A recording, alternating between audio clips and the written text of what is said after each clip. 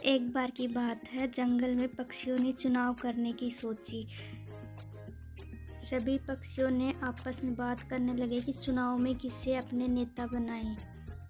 उसी जंगल में एक रानू नाम की चिड़िया रहती थी। सभी ने बोला कि रानू चिड़िया को अपना नेता बनाते हैं। सभी की बात सुनकर रानू चिड़िया बोली, ठीक है, मैं चुनाव के लिए तैयार हूँ।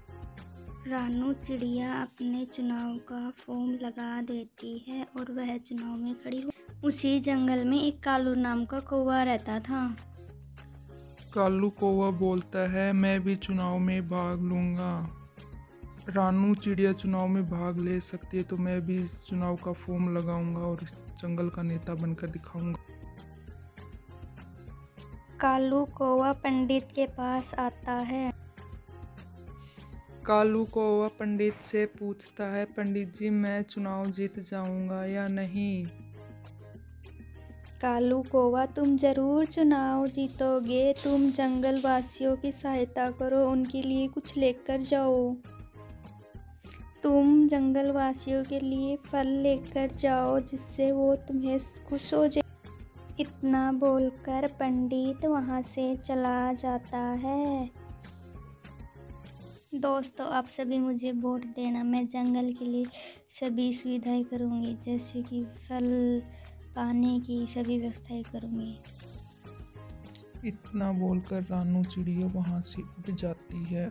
उसके बाद वहाँ पर कालू को, दोस्तों, मैं तुम्हारे लिए फलों की टोकरी लेके आई हूँ, तुम मुझे ही वोट देना, मैं तुम्हारे लिए ऐसे ही फल लाता रहूँ। कालू कौवे के जाने के बाद सभी पक्षी आपस में बात करते हैं और बोलते हैं, कालू कौवा तो हमें खरीदना चाहता है, वह ईमानदार नहीं है, हमें उसे वोट नहीं देना। अगले दिन चुनाव का दिन आ जाता है और सभी पक्षी अपना अपना वोट डालकर चले जाते हैं।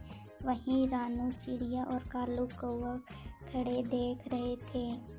सभी के वोट डालने के चले जाने के बाद में नतीजे घोषित होते हैं और रानू चिड़िया जीत जाती है और कालू कौवा हार जाता है और कालू कौवा बहुत दुखी होता है। मुबारक हो रानू चिड़िया, तुम चुनाव जीत गई, मुझे माफ। कोई बात नहीं कालू कौवे, मैं तुम्हें माफ़ करती हूँ, तुम्हारे से जो गलती हुई सब माफ़ करती हूँ।